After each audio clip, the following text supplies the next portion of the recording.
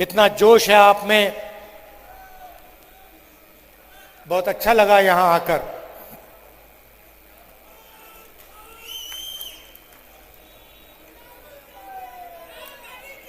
आपको याद होगा कुछ साल पहले कोविड आया, सबके घर में कोई ना कोई बीमार हुआ। देश में लाखों लोग मर रहे थे,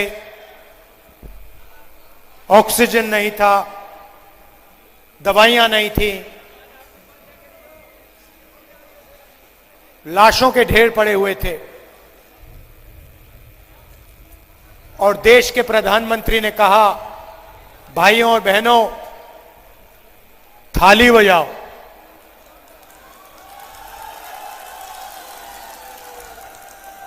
पहले कहा थाली बजाओ, उसके बाद जैसे आपके मोबाइल फोन की लाइट ऑन है, नरेंद्र मोदी जी ने कहा लाइट ऑन करो मोबाइल फोन की।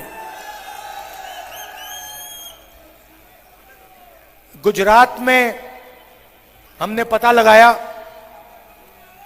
तकरीबन 3-3.5 लाख लोग कोविड के कारण मर गए। वो दिल्ली में नरेंद्र मोदी थाली बजवा रहे थे, लाइट लगवा रहे थे। राजस्थान में कांग्रेस पार्टी की सरकार ने भीलवाड़ा मॉडल लाए, बीमार लोगों को घर में भोजन दिलवाया, फूड पैकेट दिलवाए। यूथ कांग्रेस के लोग, कांग्रेस के कार्यकर्ता ऑक्सीजन सिलेंडर निकाल के ढूंढ के निकाल के लाए। राजस्थान के अस्पतालों में कोविड के मरीजों की रक्षा हुई, सही दवाई मिली। यह फर्क है, हम काम कर जाते हैं, उनके सिर्फ खोखले शब्द हैं। नरेंद्र मोदी जी ने आपसे वायदा किया था 15 लाख रुपए का बैंक अकाउंट में देने का, मिल गया? नहीं मिला ना? आपको और मिलेगा भी नहीं कभी। मगर भाइयों और बहनों, 14.5 लाख करोड़ रुपए, 14.5 लाख करोड़ रुपए नरेंद्र मोदी ने हिंदुस्तान के अरबपतियों का कर्जा माफ किया। आपको 15 लाख रुपए नहीं दिए, उनको 14.5 लाख करोड़ रुपए उठा के दे दिए। आपने देखा होगा नरेंद्र मोदी के भाषण में, पहले जहां भी वो जाते थे कहते थे मैं ओबीसी वर्ग का हूं। याद है? याद है? नरेंद्र मोदी ओबीसी है, मैं ओबीसी वर्ग का हूं। कुछ दिन पहले भाषण दिया, भाषण में कहते हैं भाइयों और बहनों, हिंदुस्तान में सिर्फ एक जात है, वो है गरीब। अच्छा, जब आप चुनाव लड़ रहे थे तो आप बन गए ओबीसी, और जब ओबीसी की जाति जनगणना करवाने की बात आई तो हिंदुस्तान में सिर्फ एक जात है, गरीब। भाइयों और बहनों, हिंदुस्तान में आपके मुताबिक कितने ओबीसी हैं? क्या आबादी होगी ओबीसी की हिंदुस्तान में? कितनी होगी? कम से कम 50%। कोई नहीं जानता इस देश में पिछड़े लोग कितने हैं, कोई नहीं जानता, किसी को नहीं मालूम। कोई कहता है 50%, कोई कहता है 52%, कोई कहता है 55%, किसी को नहीं मालूम। आप कहोगे तो क्या हुआ? अगर पिछड़ों को अपनी आबादी नहीं मालूम तो क्या? इसमें क्या बड़ी बात है? मैं आपको बताता हूं। देश को एमएलए और एमपी नहीं चलाते। किसी भी बच्चे से पूछ लो, 10 साल के बच्चे से पूछो क्या करना चाहते हो, आपको बताएगा आईएएस में जाना चाहता हूं। बताएगा नहीं बताएगा? सारे में भारत जोड़ो यात्रा में मैं चला कन्याकुमारी से कश्मीर, बच्चों से पूछो क्या करना चाहते हो, कहते हैं आईएएस, आईएएस में जाना चाहता हूं। कहो क्यों? बच्चे कहते हैं देश को तो वो चलाते हैं। एमएलए 5 साल के लिए चुना जाता है, एमएलए बदल जाते हैं, आईएएस ऑफिसर कभी नहीं बदलता। एक बार आईएएस ऑफिसर बन गया, मानो बन गया, खत्म हो गया काम। देश को आईएएस ऑफिसर चलाते हैं। हिंदुस्तान के बजट को 90 लोग बांटते हैं। Secretary to government of India, cabinet secretary, secretary to government of India, 90 लोग हिंदुस्तान का हर रुपया बांटते हैं। स्वास्थ्य में कितना जाएगा, राजस्थान कितना आएगा, शिक्षा में कितना जाएगा, आर्मी को कितना मिलेगा, वायुसेना को कितना जाएगा, सारे के सारे निर्णय 90 लोग लेते हैं। मैंने पार्लियामेंट में सवाल पूछा, मोदी जी आप कहते हो ओबीसी की सरकार है, 90 में से ओबीसी कितने? आबादी 50%, 90 में से 45 होने चाहिए। अगर आबादी 50 है, पता नहीं ज्यादा भी हो सकती है। भाइयों और बहनों, सच्चाई क्या है? सच्चाई है कि 90 में से 3 ओबीसी वर्ग के। और अगर हिंदुस्तान की सरकार 100 रुपए खर्च करती है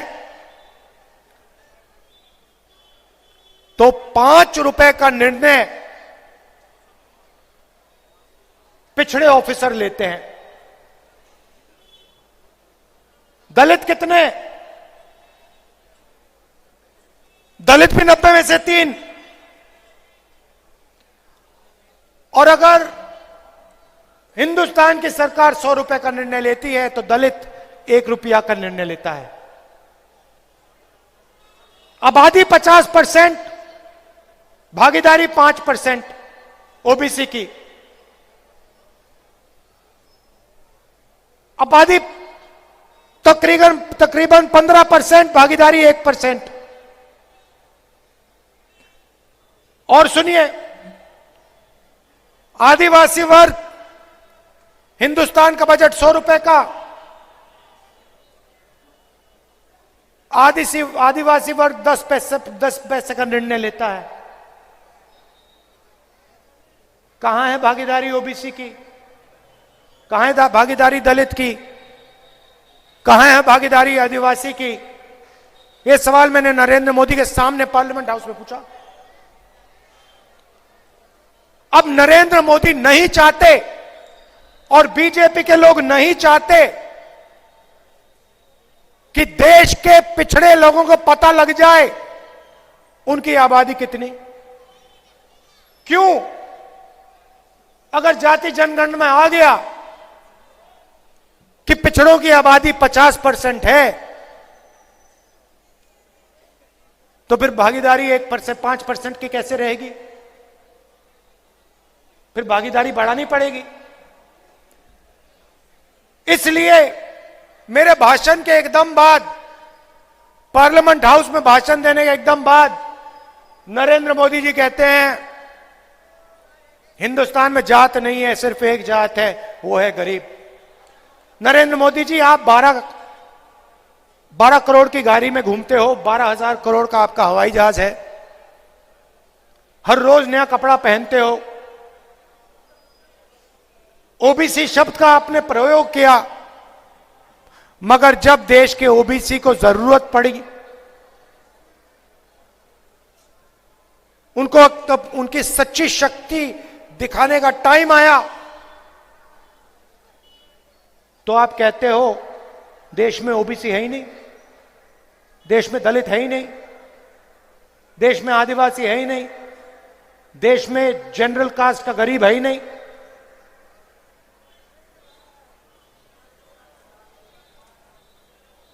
एक और बात समझिए, हम हर स्टेट में किसान का कर्जा माफ करते हैं, हर स्टेट में। यहां पे किसान का कर्जा माफ हुआ, 50% ओबीसी वर्ग है, मतलब जितना पैसा हमने किसानों का कर्जा माफ किया, उसका आधा पैसा ओबीसी वर्ग को मिला। यहां पे 25 लाख रुपए स्वास्थ्य में हम आम जनता को देते हैं। राजस्थान एक प्रदेश है जहां स्वास्थ्य का अधिकार है।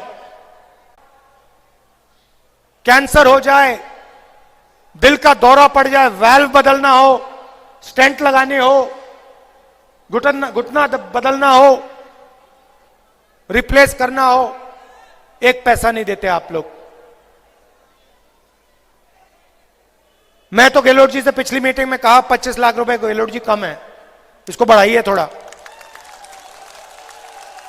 अब ये जो 25 लाख जाता है, 50% ये ओबीसी के जेब में जाता है। 50% आबादी है, 50% पिछड़ों के जेब में जाता है। गैस सिलेंडर हम गरीबों को देते हैं, 500 रुपए का गैस सिलेंडर, 50% पिछड़ों को फायदा होता है, दलितों को होता है, आदिवासियों को होता है, गरीब जनरल कास्ट के लोगों को होता है। अंग्रेजी स्कूल खोलते हैं, 50% पिछड़ों को फायदा होता है। मगर जब नरेंद्र मोदी जी ने 14 लाख करोड़ रुपए कर्जा माफ किया, अरबपतियों का माफ किया, उसमें से पिछड़े कितने थे? दलित कितने थे? आदिवासी कितने थे? गरीब जनरल कास्ट के कितने थे? एक भी नहीं, एक भी नहीं था। मैं उनकी योजना के बारे में बताता हूं आपको। स्वास्थ्य बीमा योजना, नरेंद्र मोदी उसके बारे में बोलते रहते हैं। मैं आज स्वास्थ्य बीमा योजना आपको समझा देता हूं। पैसा कहां से आता है? जीएसटी से आता है। कौन देते हैं? गरीब जनरल कास्ट के लोग, दलित, आदिवासी, पिछड़े। पेट्रोल खरीदो जीएसटी, खाद खरीदो जीएसटी, पेस्टिसाइड खरीदो जीएसटी, बिजली का बिल अदानी जी को जाता है, शर्ट खरीदो जीएसटी। जितनी जीएसटी आप देते हो उतनी जीएसटी अदानी देता है। अगर हिंदुस्तान का गरीब व्यक्ति शर्ट खरीदता है और उसी शर्ट को अदानी खरीदता है, दोनों उतनी ही जीएसटी देते हैं। अगर हिंदुस्तान का गरीब किसान 1 लीटर पेट्रोल खरीदता है, अदानी 1 लीटर पेट्रोल खरीदता है, दोनों एक जैसी जीएसटी देते हैं। अगर ढाबे में अदानी खाए और गरीब व्यक्ति खाए, दोनों उतनी ही जीएसटी देंगे। तो जीएसटी का पैसा आप देते हो। नरेंद्र मोदी जी लाए फसल बीमा योजना, 20,000 करोड़ रुपए सेंट्रल गवर्नमेंट ने दिए, जीएसटी का पैसा आपका पैसा। 10,000 करोड़ रुपए स्टेट ने दिए, जीएसटी का पैसा आपका पैसा। 5,000 करोड़ रुपए किसान ने अपने जेब से दिए, 35,000 करोड़ रुपए, 35,000 करोड़ रुपए नरेंद्र मोदी जी ने 16 कंपनियों को दिया सीधा। उनमें ना एक ओबीसी है, ना एक गरीब जनरल कास्ट का है, ना एक दलित, ना एक आदिवासी। 35 करोड़ रुपए 16 कंपनियों को दे दिए। लाखों रुपए की उनकी सैलरी, करोड़ों रुपए की सैलरी। और जब किसान को जरूरत पड़ती है, तूफान आता है, उसका नुकसान होता है, ओला गिरता है, किसान ईमेल लिखता है, फोन लगाता है, भैया हमारा नुकसान हो गया, हमारा बीमा का पैसा है, दे दो। किसान का पैसा, जीएसटी का पैसा, कंपनी कहती है भैया नहीं मिलेगा आपको, आपका तो नुकसान ही नहीं हुआ। यह है नरेंद्र मोदी की योजना। और यह सिर्फ फसल बीमा योजना नहीं है, इनकी सब योजनाएं ऐसी हैं। जीएसटी से आपका पैसा किसी बड़े कॉन्ट्रैक्टर को मिलता है, अदानी को मिलता है, किसान को, मजदूर को, गरीबों को 1 रुपया नहीं मिलता। 5 साल पहले गहलोत जी से मैंने साफ कह दिया था, गहलोत जी जितना पैसा बीजेपी की सरकार ने अदानी जैसे लोगों को दिया है, उतना पैसा आप राजस्थान के गरीब लोगों के बैंक अकाउंट में डालिए। और मैं बता रहा हूं अभी हमने शुरू किया है, अभी आपने कुछ नहीं देखा, कुछ नहीं देखा आपने। मैं बता रहा हूं जितने पैसे इसने अदानी को दिए हैं, उतने पैसे मैं हिंदुस्तान के गरीब के हाथ में डालूंगा। एक एक पैसा नहीं छोड़ूंगा। और आप जानते हो मैं नरेंद्र मोदी नहीं हूं, झूठे वायदे नहीं करता हूं, एक बार बोल दिया तो करके दिखाता हूं। कांग्रेस ने इस चुनाव में 7 गारंटी दी हैं। आप देखिए, इसमें से अरबपतियों को हमने क्या दिया, बता दो मुझे। राजस्थान की हर महिला, हर परिवार की एक महिला को राजस्थान की सरकार हर साल बैंक अकाउंट में 10,000 रुपए डाल के देगी। गरीबों को गैस सिलेंडर 500 रुपए का, अदानी जी 1400 रुपए का देते हैं, उसमें से 700 रुपए कहां जाते हैं आप जानते हो, किसकी जेब में जानते हो आप जानते हो, बताने की जरूरत नहीं है। शिक्षा में अंग्रेजी स्कूल का हमने जाल बिछा दिया। हमारा लक्ष्य है कि आने वाले समय में राजस्थान के सारे बच्चे इंग्लिश मीडियम स्कूल में पढ़ें।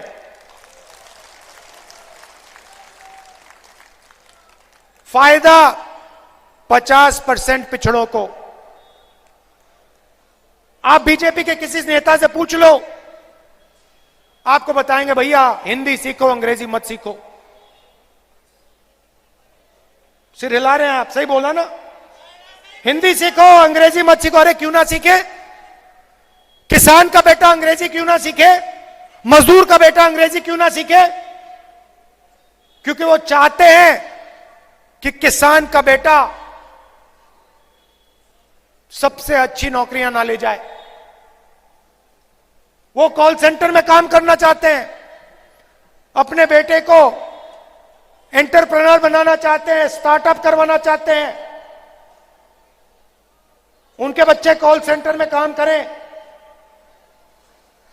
उनके बच्चे अमेरिका में जाके बिजनेस खोलें, और किसान के बच्चे, मजदूर के बेटे बेटियां मजदूरी ही करते रहें।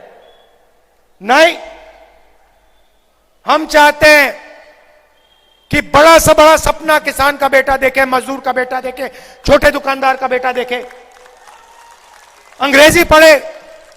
एक ऐसा दिन आए जब मजदूर का बेटा अमेरिका में जाके बिजनेस खोले, अमेरिका की कंपनी में जाके काम करे, करोड़ों रुपए की सैलरी पाए। हम ऐसा हिंदुस्तान चाहते हैं। ये दो हिंदुस्तान नहीं चाहिए हमें। एक तरफ किसान मजदूर खून पसीना दें अपना, दूसरी तरफ 5-10 उद्योगपति हवाई जहाज में उड़े,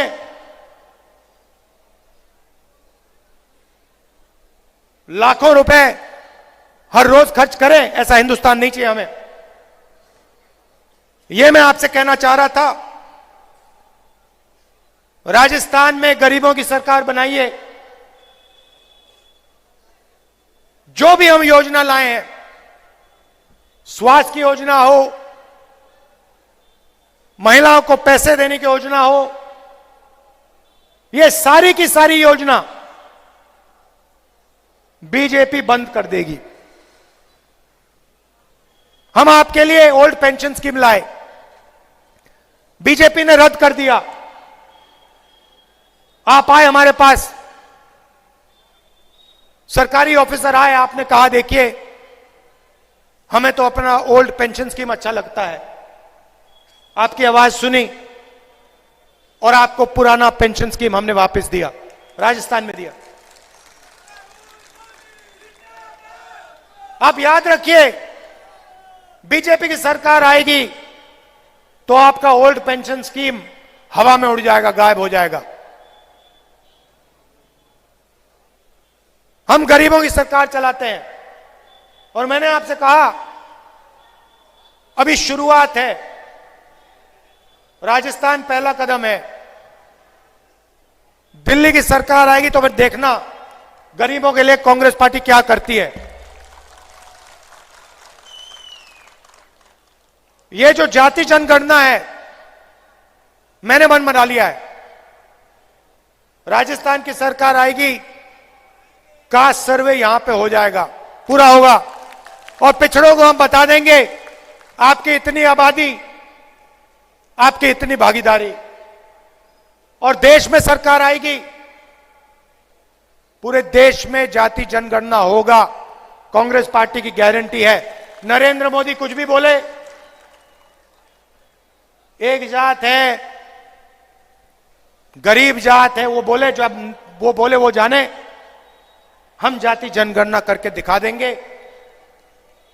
एक क्रांतिकारी ऐतिहासिक निर्णय है। जैसे सफेद क्रांति हुई थी, हरी क्रांति हुई थी, देश बदल गया, वैसे ही जाति जनगणना के बाद दूध का दूध, पानी का पानी हो जाएगा, देश बदल जाएगा। आप सब आए, इसके लिए दिल से धन्यवाद। नमस्कार, जय हिंद।